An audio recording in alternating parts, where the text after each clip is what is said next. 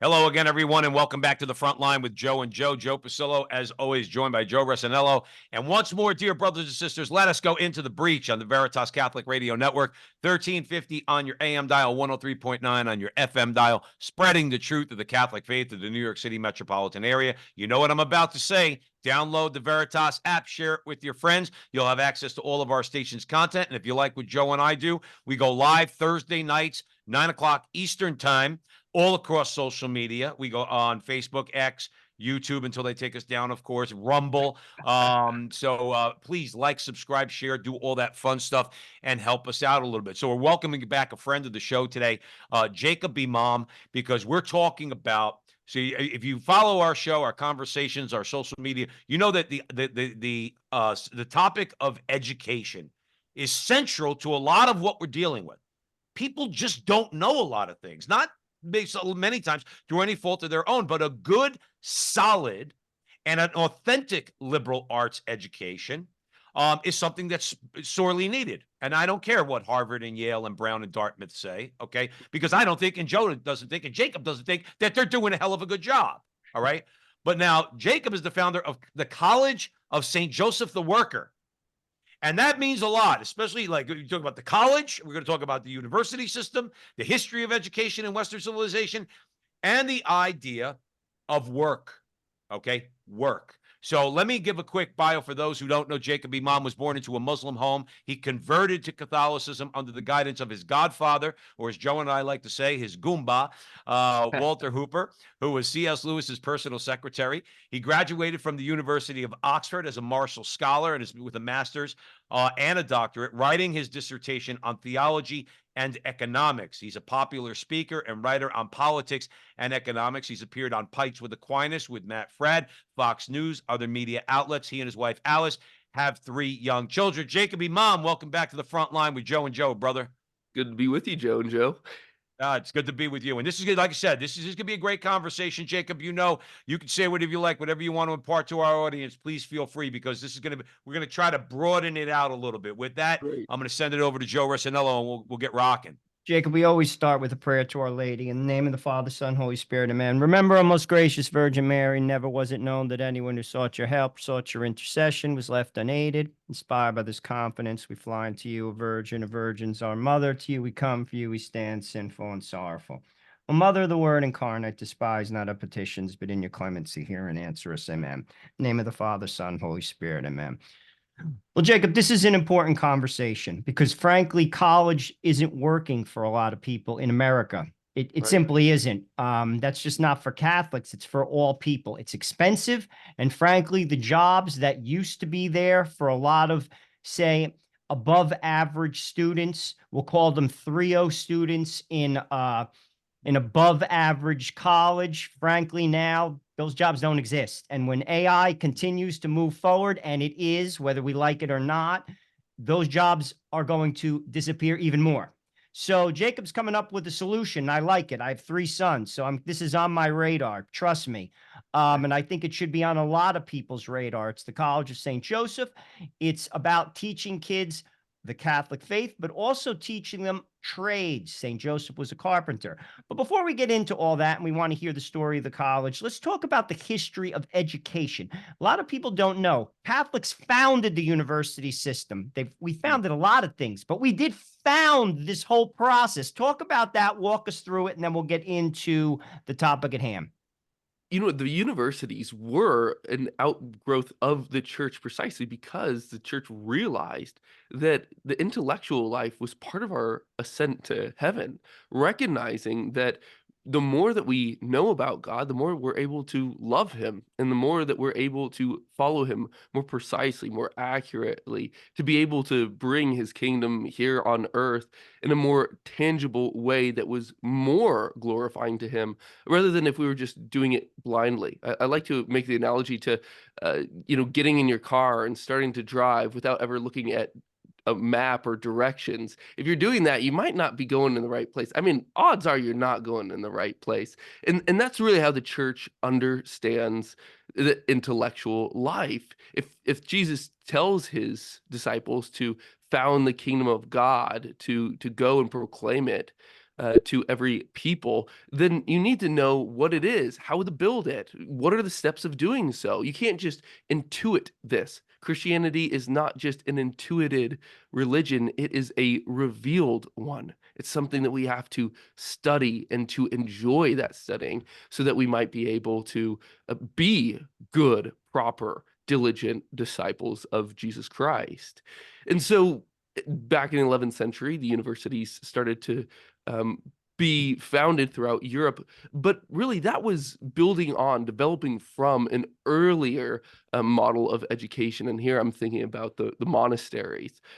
There, you look at, say, Saint Benedict, who encourages and commands ora et labora, to pray and to work, uh, to his followers, but the pattern of their life was very very unknown. I mean, I would say even something that was almost scandalous to the Greco-Roman world that Christianity was first founded in. Insofar as, yes, they would spend time in the library and in the chapel, but also in the fields as well. And that dance between the library, the chapel, and the fields where they worked would really define the first order of their life, the first model of what I would call higher education in the church as well. And here you see something that is totally holistic insofar as it captures the rational part of man, the spiritual part of man,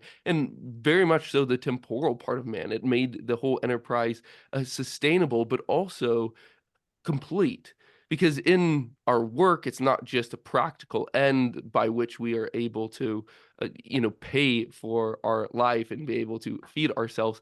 We're told by Saint Bonaventure and Saint Thomas Aquinas, amongst many other doctors of the church, that it is in the active life that we acquire the moral virtues, whereas in prayer and in study, you acquire the contemplative virtues. So if you just focus on one rather than the other, it's not as round of a picture as it otherwise would be. We're talking about the Word becoming flesh here and spending most of the years of his life at a carpenter's bench. And because that was how he lived his life, and because his life is very model for all of us, his disciples, that we should be tending in that same path as well. So that's our kind of a quick history of where we've been as a church, and it's something that is largely lost today. Jacob Imam is joining us here at the front line with Joe and Joe. We're discussing, he's the founder of the College of St. Joseph the Worker. Jacob, there's so many places I want to go. Okay. And Joe and I really, we get disgusted with a lot of the anti-Catholic voices out there, particularly the atheists. The virulent ones. Anyway, I have friends who are atheists, so I'm not beating up on all atheists. Okay. But I have a question for you, and I've thought about this a lot. Okay, you founded a college, so you're gonna either set me straight or you're gonna agree with me. I don't think the university system, I don't think that the scientific method could ever come about from an atheistic worldview, and it certainly didn't come about, even though there was an intellectual life in Greco, before the Catholic Church really took hold of Western civilization. You had, let's say, an intellectual class. The Catholic Church, by developing the university system, broadened it out to a wider and wider group of people, rather than it being like an elitist kind of venture, to be educated. So I want you to tell me if you think I'm wrong. I don't think an atheist worldview could have given birth to any of this. Universities, hospitals, scientific method. I really don't. I think it's because of the Catholic worldview that these things came about. Your comments. Well, factually, historically speaking, you're correct. I mean, you never do have an atheistic regime that ever births an intellectual class to the extent that we've seen within Christianity. And this is actually a major question amongst his philosophers of science: is why is it that you do find this revolution in scientific knowledge and progress, where you do and when it doesn't arise anywhere else historically? And so certainly that is a part of part of the answer that is given. Doesn't matter from whom, doesn't matter which side of the aisle they're on.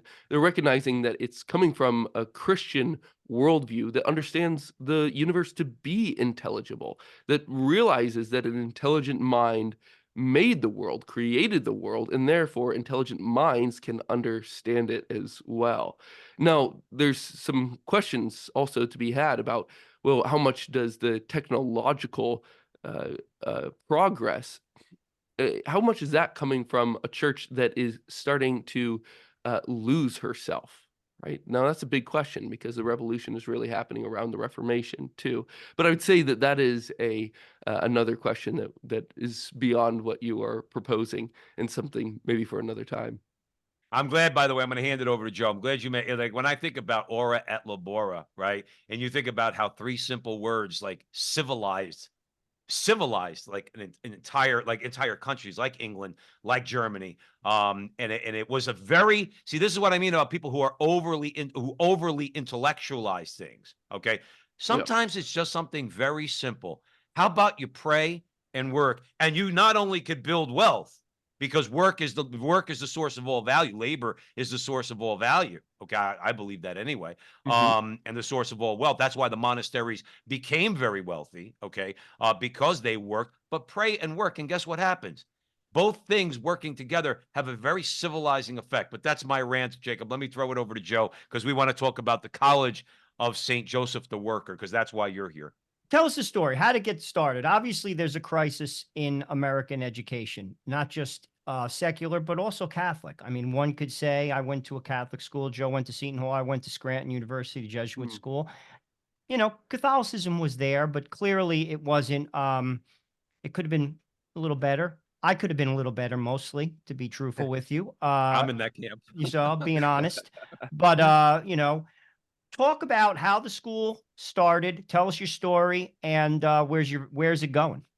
Yeah, well, thanks so much for asking that. It's very boring origins in many ways, but I was having a conversation, we're enjoying a lunch with a dear friend of mine years ago, and he was actually working in admissions at a college in the South, and he put his head in his hands at one point through the conversation. He said he was beginning to doubt the sales pitch that he was giving to prospective students and their families. He was telling them that this education is good and worthwhile in and of itself, and that college is a financially advantageous path for young people today. And he was seriously questioning that. And I think there is room to seriously question that. And that's what we did together. So look at the financial prospects of college today. It is well known and certainly true that the average person with a college degree out earns the person without it.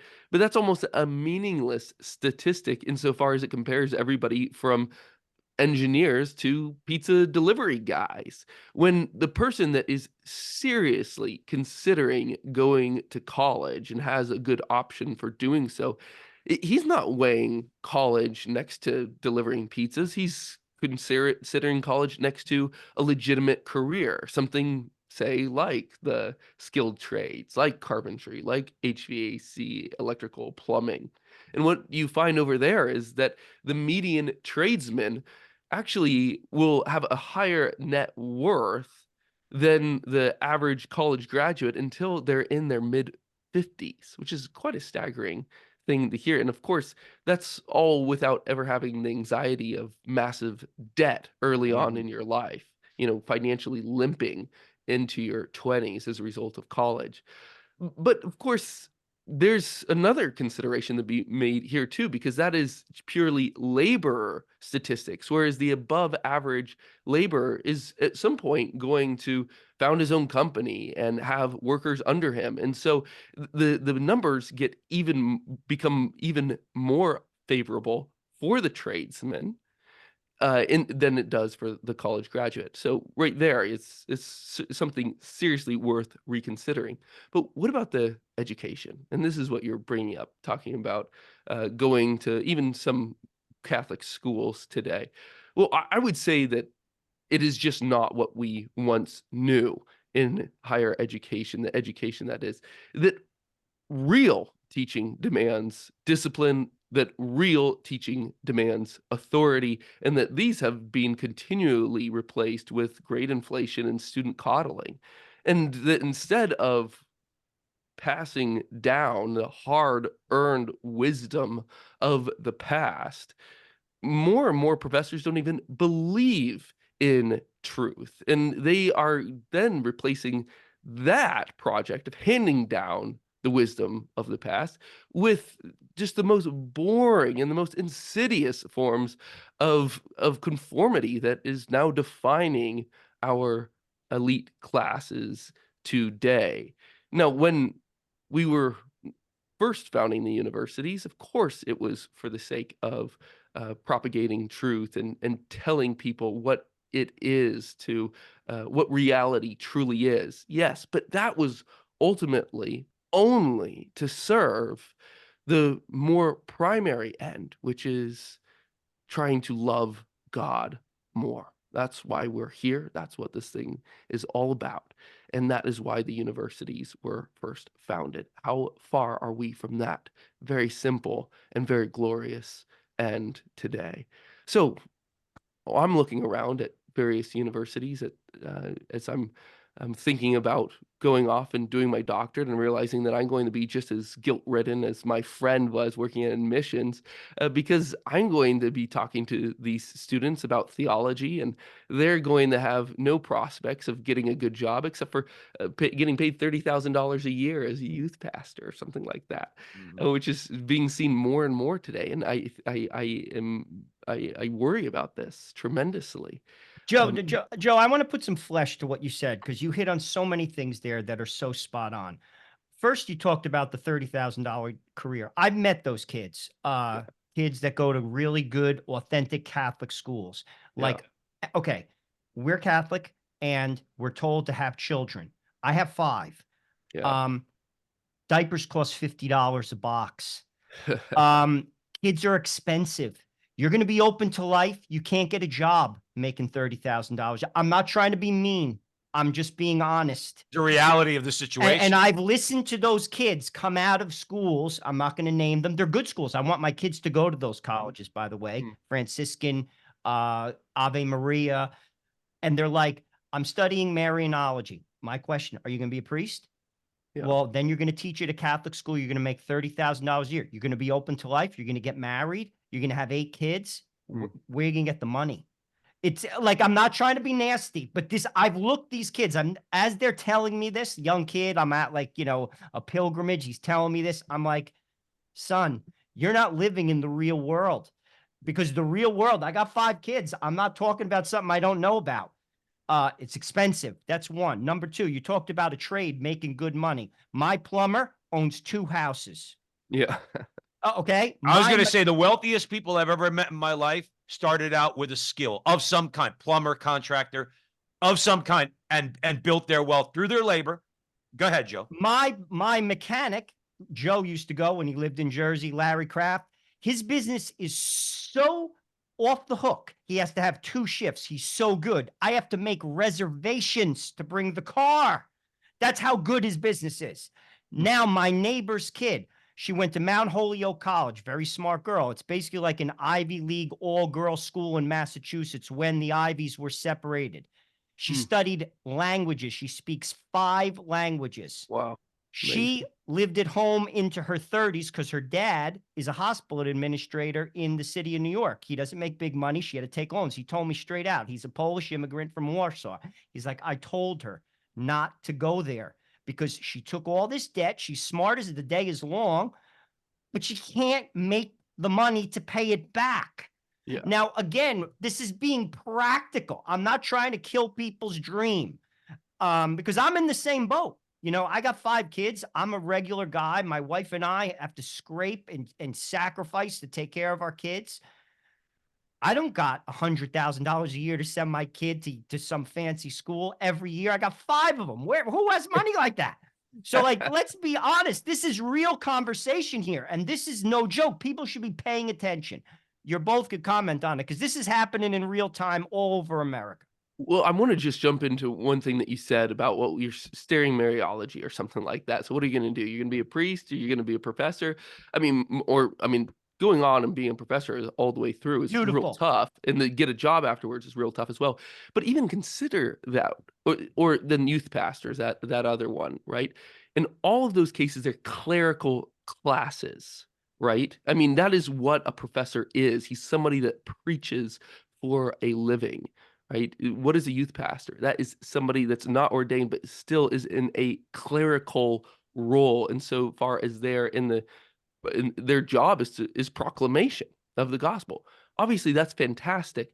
But if the extent of our understanding of the gospel of Jesus Christ is the only way to be explicitly Christian in your job is to be a cleric, then we have fundamentally misunderstood what the gospel is. That we are called to be, especially as lay people, to be leaven in the world and to be able to fundamentally change the world that we are coming into. That means that we have a very large responsibility as the laity in the jobs, in the professions that we do, changing their business models, changing business practices, not just being nice and smiling at the guy that comes in as your customer, but actually thinking structurally about changing things in such a way that it reflects God's glory and his charity more than we're doing currently. But I just think it is a fundamental rejection of what Christianity truly is to not be more creative in understanding that all of our lives are supposed to be uniquely and totally and completely Christian. And this is a big reason why I think that it is necessary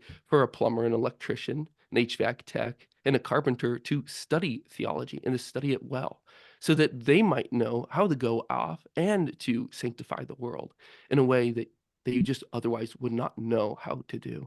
And so this is something that's just so exciting for me to look forward at the College of St. Joseph the Worker and saying, we're going to be sending out extremely thoughtful people that really understand that Christianity is much bigger than just hearing things in a church or what is proclaimed in a church, but it is completely revolutionizing the entire temporal order.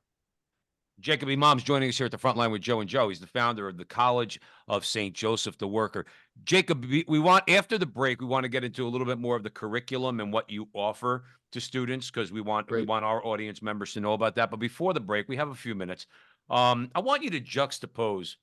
See, again, I get very angry. See, if you want to have a fight, let's fight. Stop lying. All right, and that's why I brought up about founding the Catholic Church, founding the university system, and all that. Juxtapose for us what you're doing, where you have what, again, traditional Catholic education. Students are exposed to a wide array of topics, whether it's science, whether it's history, whether it's math, whether it's literature. They study everything. They see what they take to, but then you also have the skills that they could learn also. Okay, so they're getting this wide array of education, both learning a skill and feeding the intellect and the soul. Okay, juxtapose that, because to me that's very open-minded. To me that's very liberal. Okay, juxtapose that with the rigidity of higher education now, where you can't say certain things on those campuses. You can't hold certain beliefs on those campuses. You're certainly in many cases not going to find classes that are going to reflect your worldview if you're Catholic or Christian in general, or even objectively moral or believe in like a moral order, whether you're a Jew or a Muslim. You're not going to find too much at those schools. Could you juxtapose the two for us, Jacob? Sure. Well, I think that fundamentally everybody does have beliefs. I mean, we are all working within our paradigms, and I think that what you're identifying is really the false narrative of free speech, where that doesn't actually, at the end, make much sense as a axiom in and of itself. I mean, so we all. I mean, if you think about this, you're at a Catholic college, and a professor is teaching that Jesus really isn't God.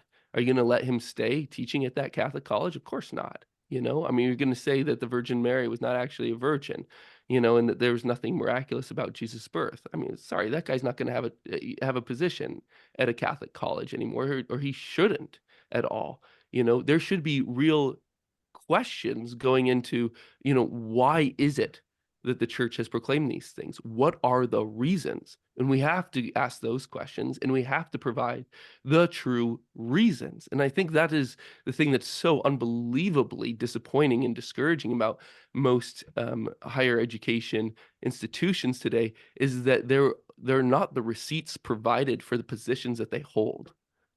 That's the problem. Right. It's not that people don't have their opinions. We all have our opinions, and there are things called doctrines that we are told that we must believe. The church is into that. I'm into that. But what the church is also into is realizing that there are good reasons to believe these things. And that's what we really have to hold on to. Well, thanks for that, Jacob Imam. Because again, it gets tiresome hearing about how, let's just call them those who we would consider elitists in this country. And let's Mhm. face it, we do have an elitist class of people. I just get tired of it's not only that they put themselves on a pedestal, they're so open-minded. They're open-minded to everything. You know, one of the biggest lies there is, I think it's one of the atheist groups that basically says that they're free thinkers. I think it's the Free Thinker Society. They're the Mm. most rigid thinkers there are. They don't want to have any real conversations about belief in God or anything like that. And it's the same with these education institutions. They have their doctrines, Jacob. So you Oh know man. they got a lot of them. Okay, Yeah. they don't align too much with the Catholic Church.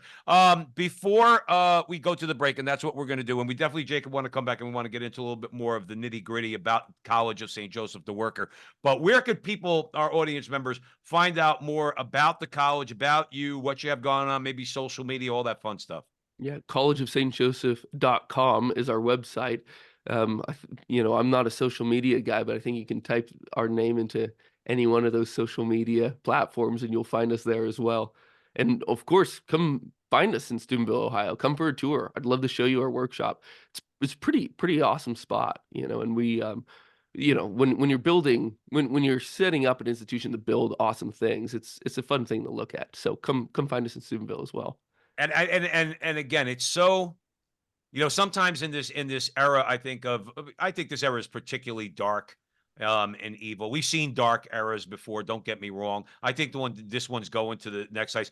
And sometimes I know I'll speak for myself. I have a tendency to maybe despair, and I ought not do that, of course, as a Mm. Catholic man.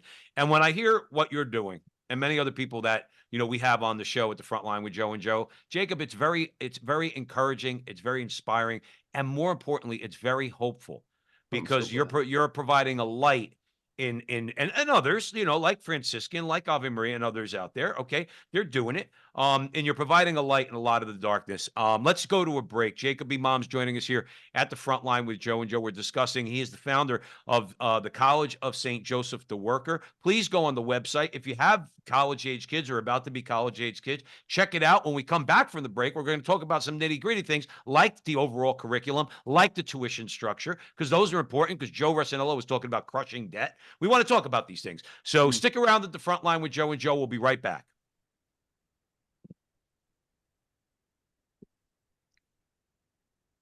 Welcome back, everyone, to the front line with Joe and Joe, Joe Pasillo and Joe Rossinello. We are way in the breach on the Veritas Catholic Radio Network with Jacob Imam, and we are discussing the College of St. Joseph the Worker. Jacob is a founder of the college, and like I said before the break, this is a very hopeful conversation in the midst of a lot of darkness, especially in the education system. Joe Rossinello, where do you want to go?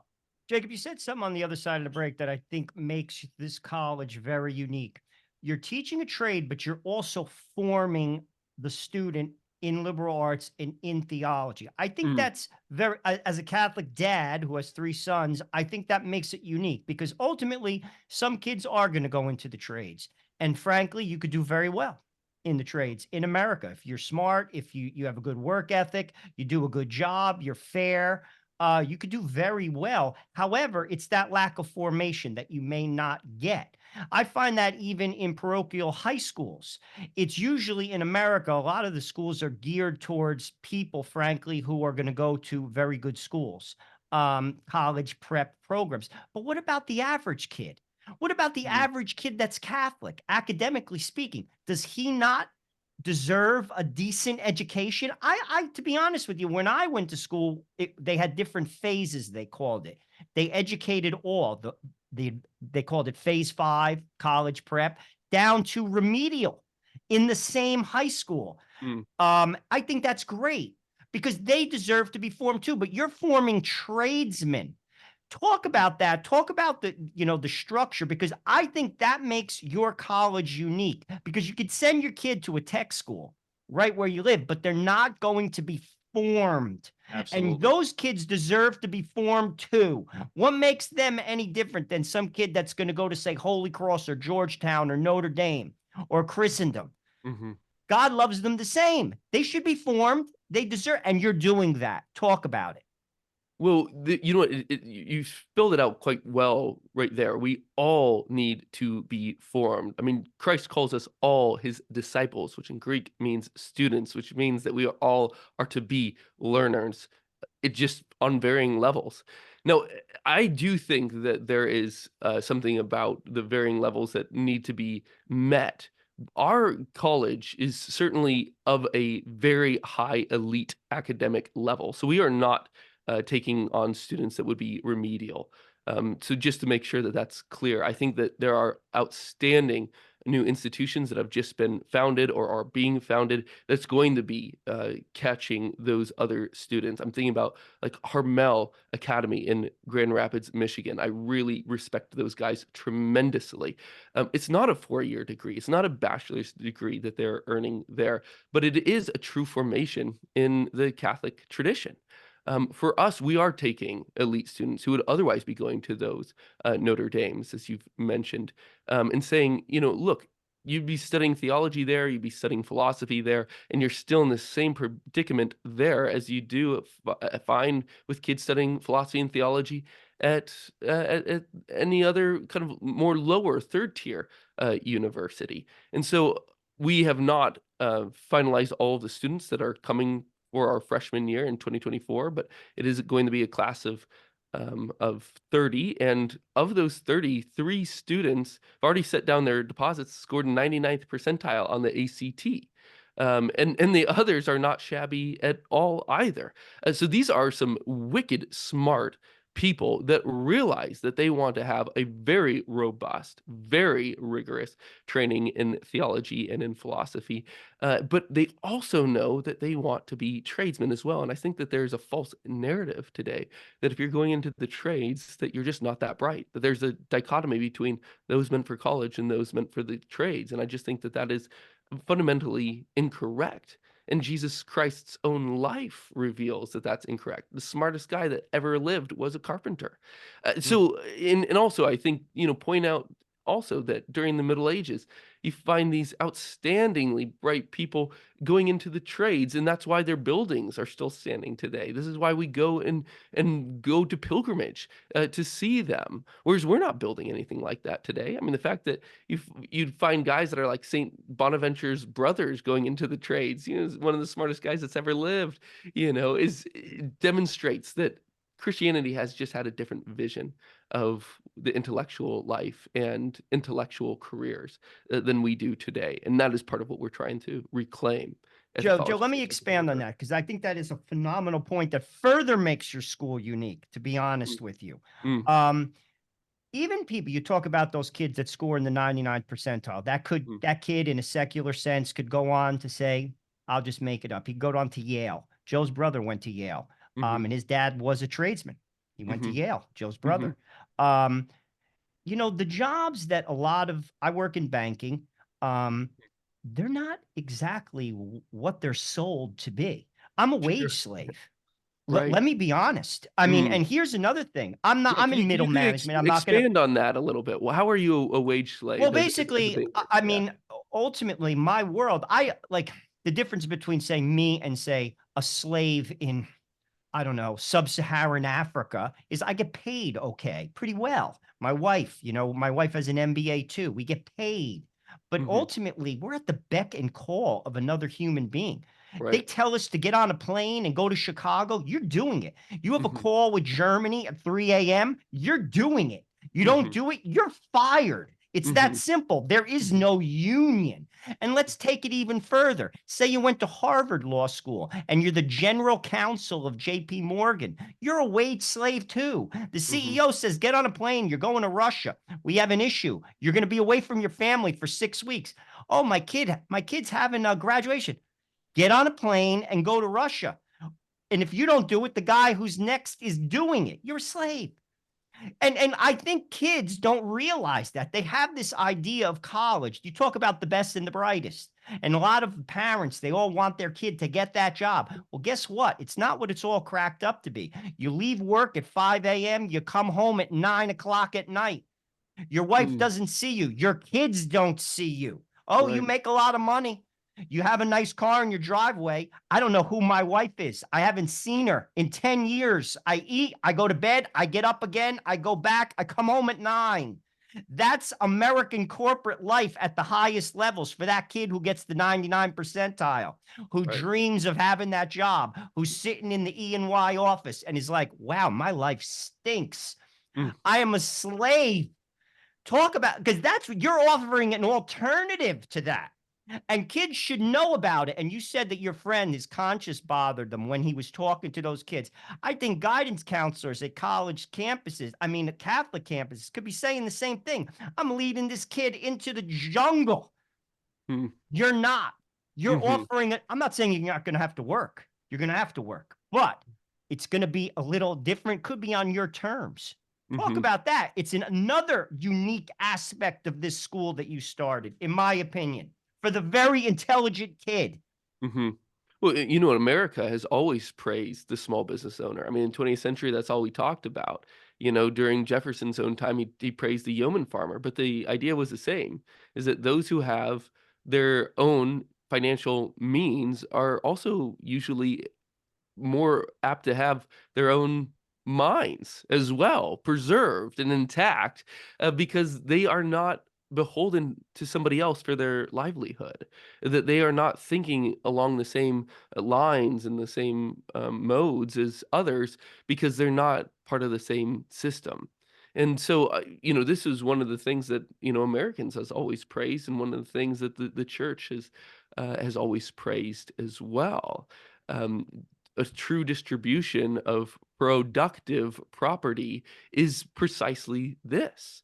And so when I mean, I have a good friend. He graduated from Dartmouth, went off to investment banking in New York. You know, his office overlooked Rockefeller Center, and you know, but it was exactly what you said. You know, you're working these 13, 14-hour days. You're working on Sundays.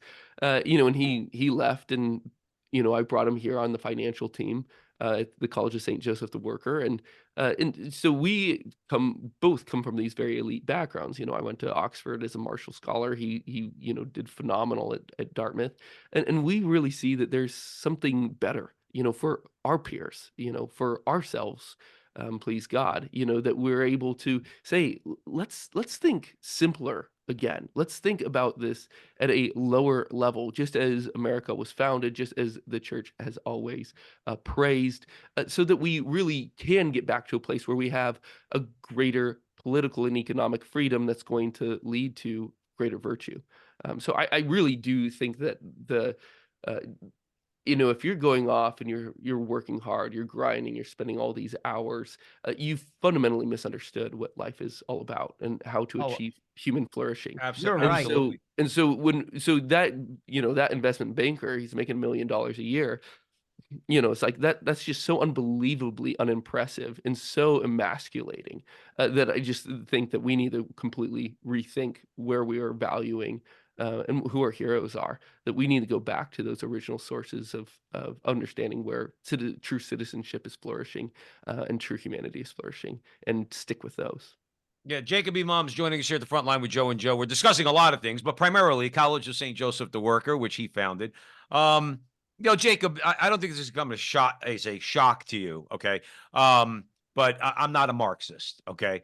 But everybody who in my life that I looked up to, as far as what they did and how they went about their achieving financial goals, okay? They were Mhm. all workers. They were all even a guy who I worked in trucking with, before he started his own company, he was working with my father on a loading dock, saved his money, started his own truck. Everybody was a worker. My uncles, okay? My father was a teamster for 30 years. I'm going Yeah. somewhere with this. 50 years ago, 40 years ago, when Joe and I were kids, okay? I'm not going to say it was the Garden of Eden because we don't look for heaven on earth, okay? But I will tell you this. I think we The do. economy was It's in the liturgy. That is literally heaven on earth and supposed to be radiating out. It's just we're just bad at making it radiate. So anyway, I had to throw that in there. No, that's fine. But I look at it this way.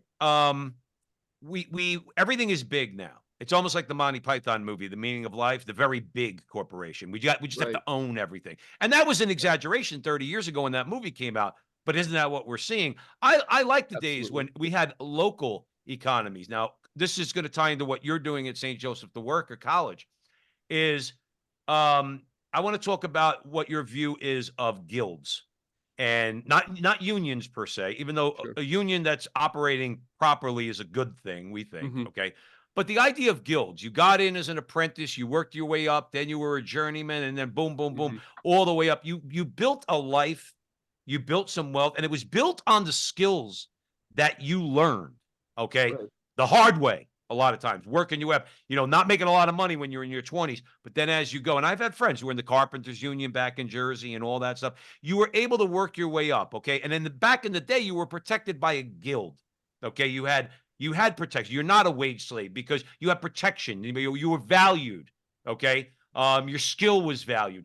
Tell me if I'm off in my assessment that I'd love to go back to at least some semblance of that. And that's where I would like to see all skilled workers, plumbers, contractors, whoever it might, HVAC guys. They have to learn and work their way up. And I think if my history is correct, that's what we call a guild system. Am I Mhm. right? Am I wrong? Do you agree? Disagree, Jacob? Well, I certainly agree that that former time was better than what we are living in today. Um, Pius the 11th actually wrote that explicitly in his encyclical Quadragesimo Anno.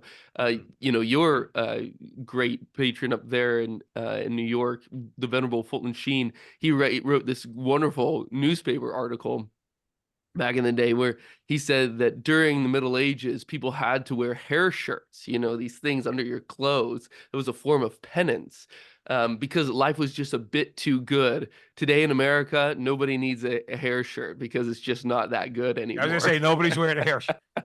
But nobody needs to wear a hair shirt. His point was even more, poignant along these lines.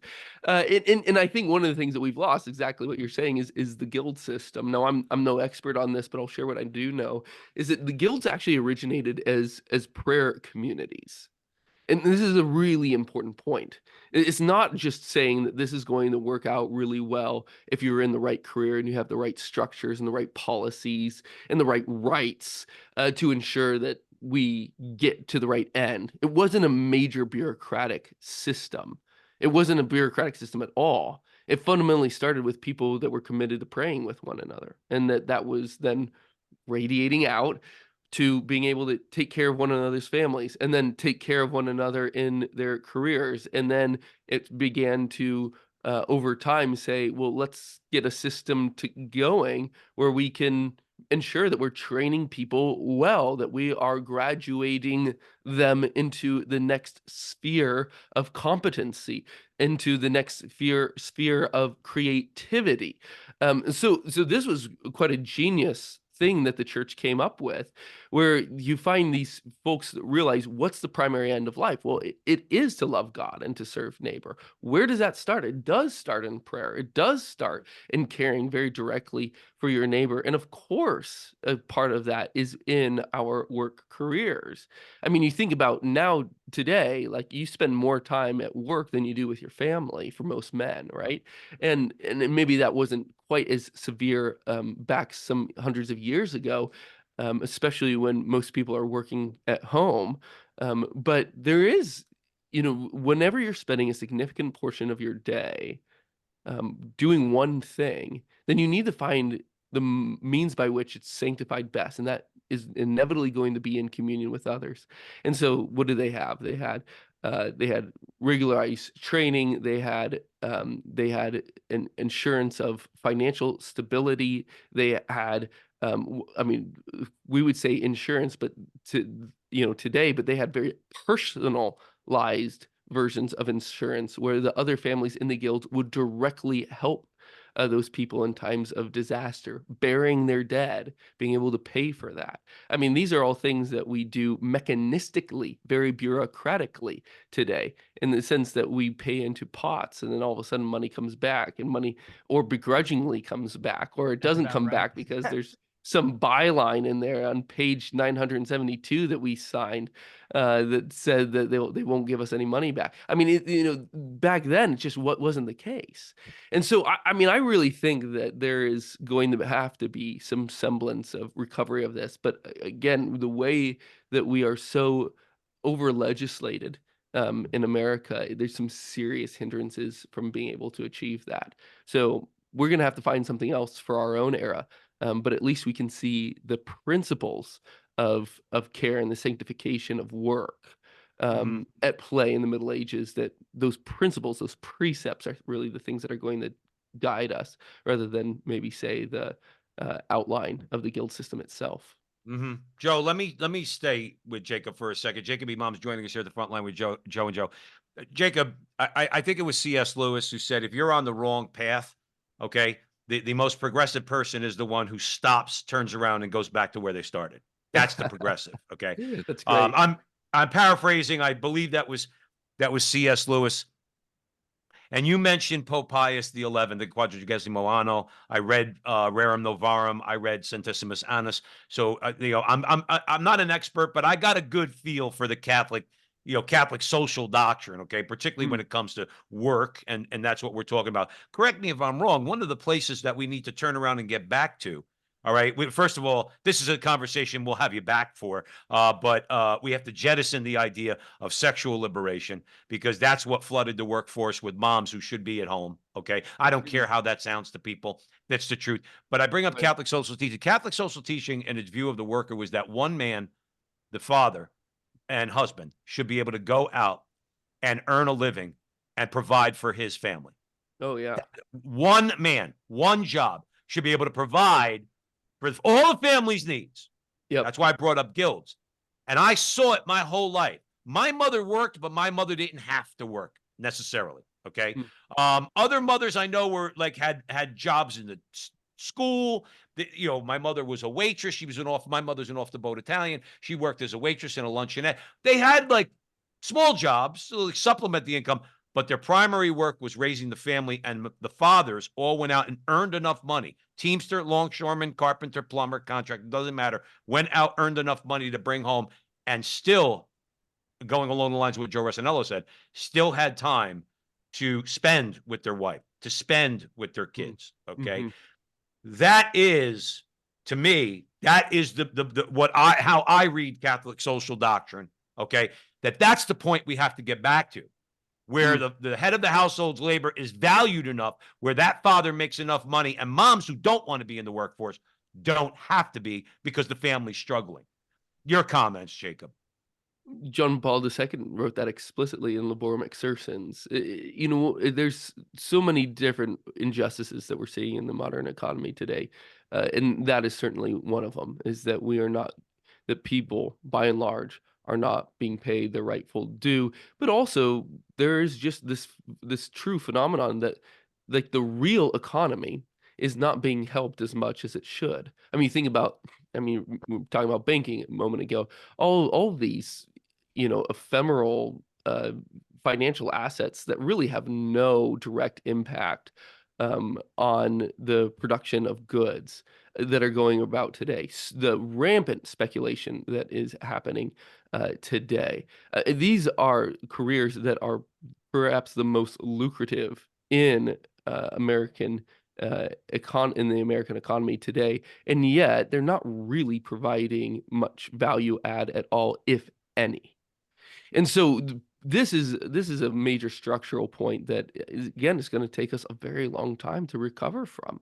And ultimately, I mean, we talked about taking the mother away from the home. I mean, it was a scandal back in the day to take the father away from the home too. Is that part of the way in which you're raising your kid is not you're just saying, we're dividing the labor. Mom's going to raise the kid, dad's going to go get money. It's like, no, dad's working his workshops at home, and part of the way that he's raising his kids is in the workshop, as you know, him being their first master craftsman and them being their first apprentice. Mhm. So this is the destruction of the family cell is so pronounced and so it's so almost complete that we hardly recognize what it should be today, like even us conservatives, right? And so Right. this is one of these things that I think, Catholic social doctrine is just, I mean, the popes have talked about this so often, so much, and you're one of the few that's actually read these documents when they haven't talked about anything else as much as they have about economics for the last 150 years, and they all say And they the for same they, thing. but the thing is, these documents, these popes, great popes, all right, they told us this was going to happen. Oh yeah. Pope Leo the 13th, the Pope Leo the 13th. All right. I want to leave time for Joe for one more question. We have about maybe 5 minutes left. But Pope Leo the 13th made it clear he was obviously an anti-communist. Okay. Mm, But he also commented extensively on the dangers of consumerism. When you have, let's say, capitalism run amok and you enter into consumerism, which is just as destructive to the soul, just as destructive to the family. And again, we'll have you back, Jacob Imam, for that conversation. great. Look We'll forward to talk that. about all Catholic social doctrine. I know that would be a rollicking one. Joe, we got about 4 or 5 minutes. So I'm going to hand it over to you. Let's talk about the tuition structure. I think that's a meat and potatoes conversation for St. Joseph the Worker. You offer, I think, a very fair price. I looked at it. I also think you have a unique way of room and board. I saw that Mm, on the website. I thought that was unique. That separates you guys. Talk about it, because obviously the price of a university is expensive. mhm. Parents who have many kids, a lot of parents who are listening to us right now, Catholic parents, they have a lot of kids, and tell us how they're going to make it happen and send their kids to your school. Great. Well, thanks for that question. So we are double certifying our students. On the one hand, they are earning a BA degree, a bachelor's in Catholic studies, while also earning their journeyman's card. Now, to earn your bachelor's, usually it's about 4 years. Hopefully, it's only 4 years. And then to earn your journeyman's card is 4 years as well. So we're taking what would otherwise be an 8-year sequence and compress it into a very rigorous 6-year program. Now, that's 6 years total, but only 3 of those years are here locally in Steubenville. The second 3 years are actually in the state of your choice. And the reason why we do that is because it is very hard to change your certification from one state to another as a tradesman. Now, the program that we're part of, it is reciprocal with all 49 other states, but to ensure that our students are all moving from journeyman to master craftsman in the state that they want to be in, it's easier, it's better to put them in the community that they want to start dedicating themselves to sooner rather than later. So first 3 years here in Steubenville, it's $15,000 a year. When they go to their home state, it reduces to $5,000 a year. The After the first year is the only year that our students will not be making money. That is a total crash course year on the anatomy of a home, really understanding everything from site planning to finishing a home or a building. And then the second year, they start working, racking up their OJT, their on the job training hours, for which students are paid to train. And they should be able to pay forward their tuition starting that year too. So really, it's only that first $15,000 for their freshman years that they need to be saving up for. Now, in terms of housing, we've been talking about the lack of maturity of students today, and this is a major problem. I think it is for all of us that we are forgoing what it really demands to be true owners, right? I mean, I think what we find with this delayed um, or this ongoing adolescence, what do we mean by that when we hear somebody say like everybody is just prolonging their adolescence? Well, it's really that they're not responsible, that they're not taking care of themselves and not contributing to the common good. They're not responsible for the things of life. What does responsibility remind us of? Well, responsibility is the very core of ownership. That responsibility defines ownership. Why do I say I own my house? Because I have a responsibility over it to maintain it. If I have a dog, I have a responsibility to train it. If I don't, he goes and bites his neighbor, then they have a right to kill the dog. Maybe even shoot me while they're at it. This is something that we've completely forgotten, and that we have turned into a society of renters, not only renting our houses and our cars, but also renting out our memories. We don't commit things in memory. We just look them up on Google again. We don't commit directions in memory. We just open up Apple Maps again. And so this is one of the things that we were trying to help rehabituate our students for, is that they are going to, we as landlords of these houses are going to forego our rights to charge rent so as to teach our students how to maintain a house. And so they are going to be in charge of utilities, they're going to be in charge of insurance, and they're going to be in charge of maintaining a house, which should reduce their housing to something like $100 to $150 a month. So it'll be Jacob, Imam, I'm sorry, brother. We're on the radio. We got to leave it let's do there. it. I mean, Let's we do could it. talk to you for hours, but I would say that that last part when you were talking about responsibility and everything, there's a few videos going around, on social media where it's like these young kids are like complaining that they just graduated school and they're working at Starbucks or something, and they were shocked to find out when they're not making enough money to pay a rent or to buy a coffee pot or something like that. So that's why what you're doing, amongst many, many other things, is so very valuable. Jacob and Mom, our brother, thank you so much for coming on the show. We really appreciate it. You're welcome back here anytime. Love to have you back to have an hour about Catholic social doctrine. Maybe I we'll would love set that. that up. Hopefully we'll do that soon. Okay, that sounds great. Let's do that. Thanks, Awesome. guys. I really appreciate the time with you. Thank you, and God bless you, brother. And remember, everybody out there, to go to the College of St. Joseph the Worker. If you have an exceptional student, a child wants to learn a trade, go on the website, check it out, and see what it's all about. And hopefully, it's going to serve as a model for others to set up similar schools across our country. We'd be much, much better off for it. Thank you out there for joining us on the Veritas Catholic Radio Network, 1350 on your AM dial, 103.9 on your FM dial, spreading the truth of the Catholic faith in the New York City metropolitan area. Download the app, share it with your friends. Please follow Joe and I on social media. We'll go live Thursday nights, 9 o'clock Eastern, all across social media. Just put in the front line with Joe and Joe in the search bar will come up somewhere. Once again, thank you. And remember, until the next time, that our conversation is your conversation, and that conversation is going on everywhere. We'll talk to you soon.